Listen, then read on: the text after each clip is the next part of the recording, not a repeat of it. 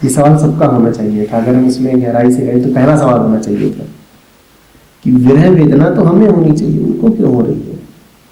वो क्यों कहते हैं कि तू चला गया, तेरे वियोग में तड़प रहा हूं, क्यों कहते हैं? इसमें भी वही है कि सर मजा पाने का नहीं है, मजा खोने का है। और आगे सर इसमें भी वही है कि अगर जब मिल जाएंगे तब विरह होगा, और जब तक नहीं मिलेंगे तब तक विरह महसूस नहीं होगा। समझना इस बात को, बात थोड़ी सी सूक्ष्म है।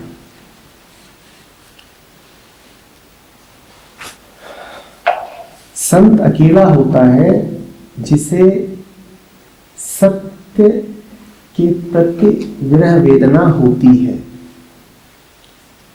आमतौर पर जैसे हम होते हैं, हमें कोई तकलीफ नहीं होती कि हमसे सत्य छूटा हुआ है, हम तो सत्य से विमुख रहकर भी खिलखिलाते रहते हैं।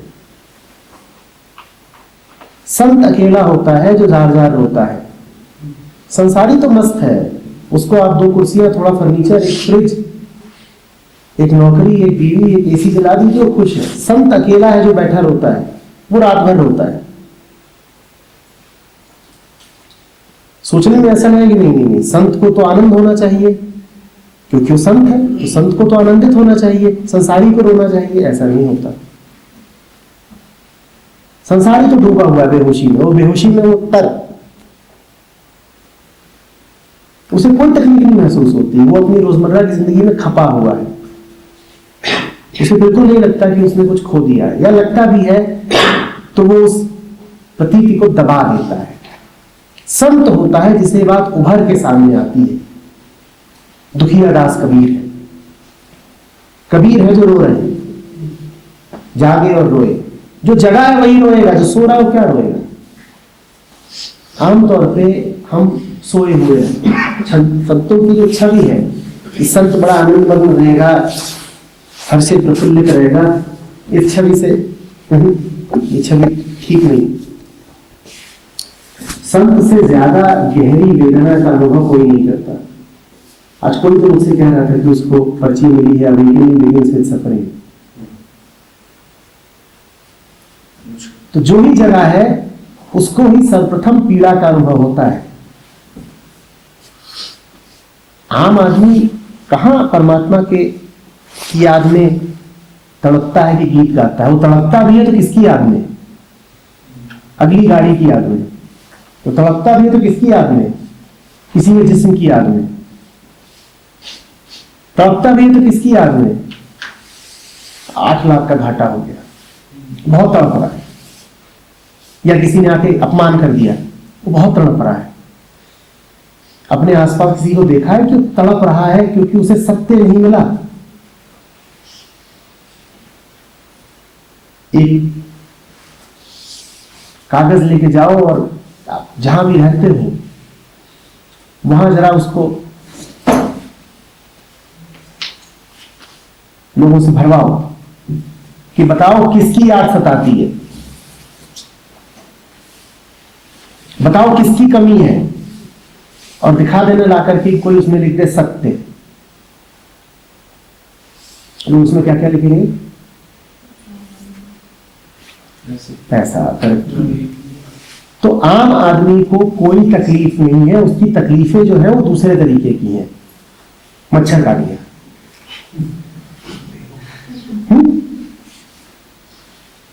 ठीक। बुल्ले शाह अकेले हैं जिनको ये तकलीफ है।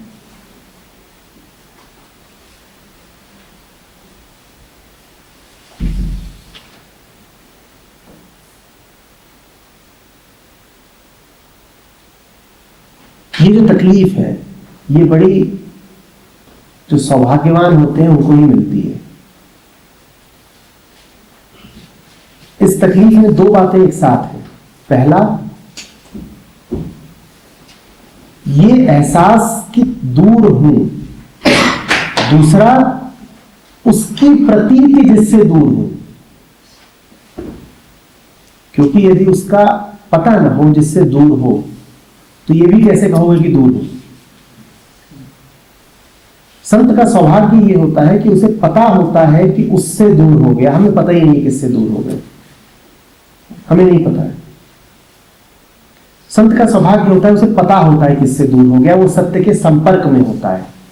ये उसका आनंद है, ये उसका आनंद है। और उसका रोना ये होता है कि वो पूर्णतया उससे मिल क्यों नहीं जाता जिसको वो जान गया है। ये उसकी वेदना है। और वेदना शब्द भी बड़ा सुंदर है। थोड़ी देर पहले मैंने आपसे कहा था ना, ब्रह्मविद ब्रह्मैव भवति। वेदना माने जानना। वेद, वेद शब्द का अर्थ होता है जानना, विद से निकला है, विद धातु से। वेदना माने वो कष्ट जो जानने से उत्पन्न होता हो। तो संत अकेला है जिसे आनंद और वेदना की समानांतर अनुभूति होती है, और जिसे आनंद मिलेगा उसे वेदना मिलेगी, ये जान लीजिए। आनंद, जॉय मुफ्त नहीं आता, वो अपने साथ बिल्कुल दिल को चीर देने वाला दर्द लेके आता है। और इसीलिए हमें से ज्यादातर लोगों को आनंद की कभी अनुभूति नहीं होती, क्योंकि हम में वो सामर्थ्य नहीं है कि हम हृदय विदारक वेदना को बर्दाश्त कर सके। हरमन हेस का है नार्सिसस एंड गोल्डमंड, आप में से कुछ ने पढ़ा होगा। उसमें जो गोल्डमंड का चरित्र है वो आनंद का प्यासा है।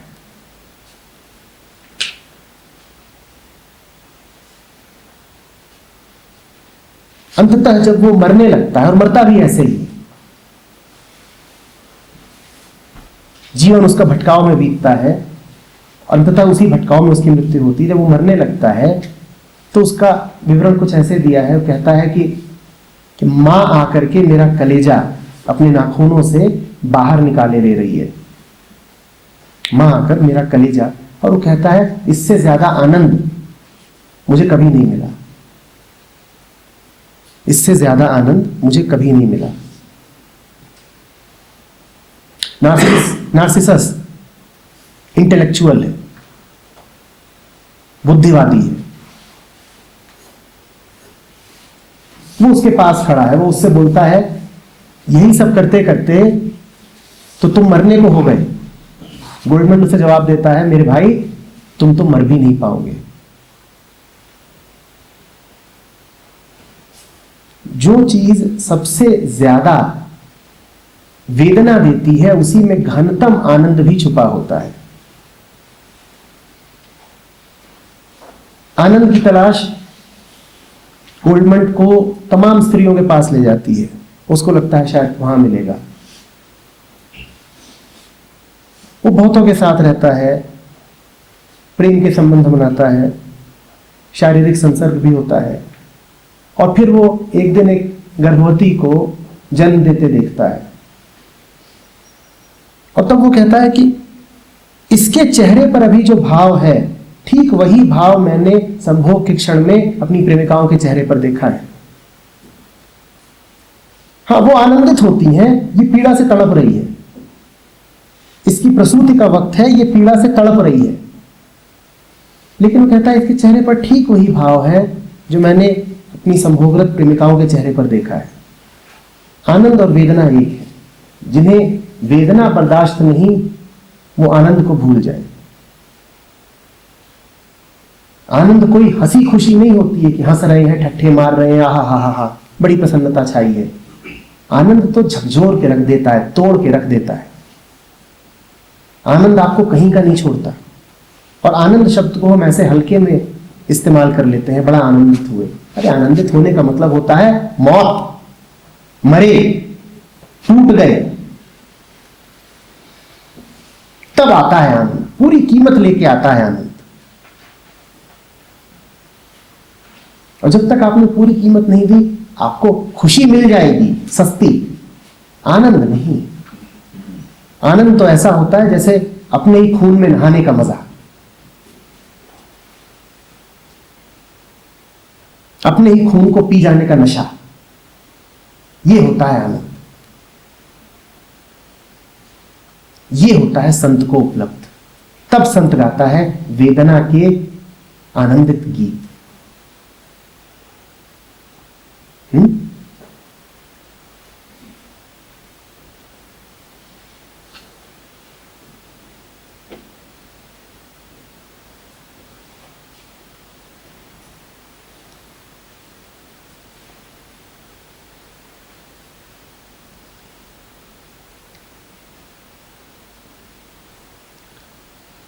नार्सिसिस्टिक जो वर्ड है वो यहीं से आया, इस स्टोरी से आया था?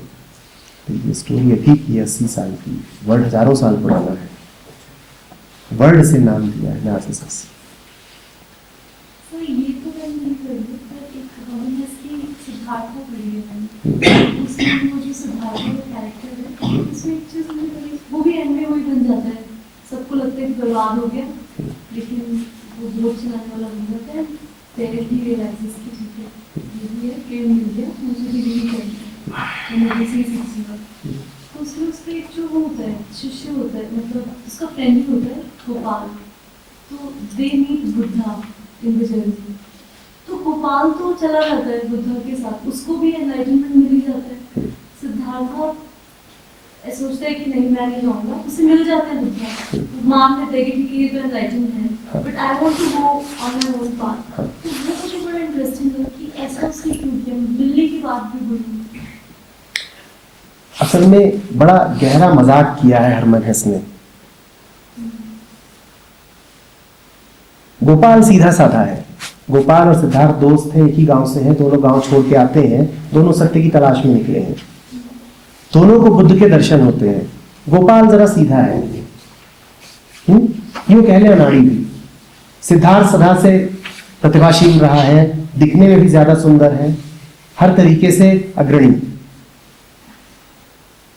गोपाल सीधे सीधे बुद्ध के चरणों में लौट जाता है, कहता है आपका शिष्य हुआ। सिद्धार्थ वहां पर ठीक ठीक जो तर्क देता है उसको पढ़ना। सिद्धार्थ का तर्क है, if I follow you then the law of cause and effect will be violated. ये उसकी बात है। वो ये कह रहा है कि जब बुद्ध ने किसी का शिष्यत्व नहीं स्वीकारा तो मैं बुद्ध का शिष्यत्व क्यों स्वीकार लूं। अपनी तरफ से सिद्धार्थ होशियारी करता है। असल में सिद्धार्थ नाम भी इसीलिए दिया गया है, वो जो बुद्ध होने से पहले है। तो सिद्धार्थ अपनी ओर से होशियारी करता है, वो कहता है देखो जब बुद्ध किसी के शिष्य नहीं बने और स्वयं अपना मार्ग खोज लिया तो मैं बुद्ध का शिष्य क्यों बनूं। पर ये मजाक है। मजाक इसलिए है क्योंकि ये कहकर भी उसने बुद्ध की नकल ही तो कर ली। समझो बात को। वो कह रहा है बुद्ध जब किसी के शिष्य नहीं बने तो मैं बुद्ध का शिष्य नहीं बनूंगा। ये कह के वो क्या कर रहा है, ये कह के बुद्ध की नकल कर रहा है, वास्तव में शिष्य बन गया। लेकिन ये बात उसको तब समझ में नहीं आती है, भटकता है, बहुत ठोकरे खाता है और अंततः शिष्य बनता है किसका, एक शरीर में, वहां बैठ करके उससे सीखता है।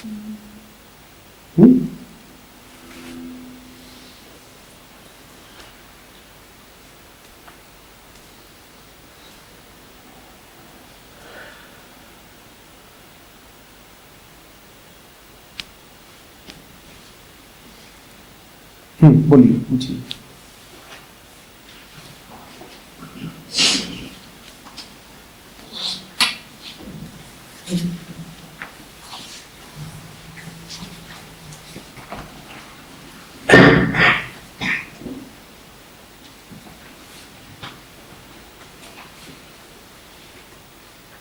ये जितने भी विरले के गीत हैं उसमें जो बिलवड के लिए तड़प रहे हैं उनकी तो इन काफी में पता चलता है, पर जो बिलवड है जिसके लिए वो उस बिलवड के ऊपर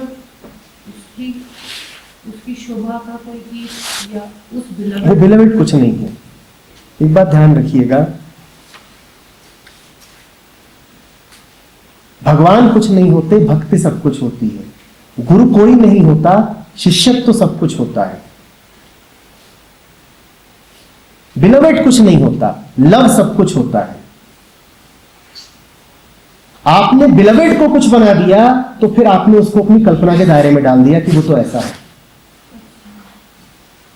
अंधा प्यार करता है सभी। वो कहता है मैं नहीं जानता वो कौन है, मैं बस इतना जानता हूं कि प्यार है, और मेरा प्यार इस बात की गवाही है कि वो है। वो ये नहीं कहता कि वो कौन है, वो तो बस इतना कहता है हम नहीं जानते तुम कौन हो, हम तो इतना जानते हैं तुमसे प्यार है। हम नहीं जानते भगवान कौन है, हम इतना जानते हैं हम भक्त हैं। भगवान कौन है जानने में कोई रुचि नहीं हमारी, हम भक्त हैं इतना काफी है। गुरु कौन है हम जानना नहीं चाहते, गुरु को समझने में हमारी कोई रुचि नहीं, गुरु के बारे में व्यक्तिगत सूचना इकट्ठा करने में हमारी कोई रुचि नहीं। हम इतना जानते हैं हम शिष्य हैं, हमें सीखना है। तो ये जिज्ञासा कोई रखने वाली नहीं कि वो बिलवेड कौन है, जरा उसके बारे में बताओ। मैं बताऊं आपको, बता दिया गया तो आप क्या करोगे? आप उसका चित्रान्वेषण करके कुछ ना कुछ गलती निकाल के उससे बचने के उपाय ढूंढ लोगे। आपसे कहा जाएगा बड़ा सुंदर है, आप कहोगे उससे सुंदर भी कोई होगा। आपसे कहा जाएगा परम बलशाली है, आप कहोगे उससे बलशाली भी कोई होगा। आपसे कहा जाएगा वो ऐसा वैसा करता है, आप कहोगे जैसा करता है उससे बेहतर भी कुछ हो ही सकता होगा।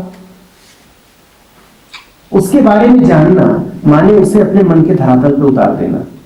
उसे अपने मन के धरातल पे उतारा नहीं कि उसे अपने जैसा बना लिया।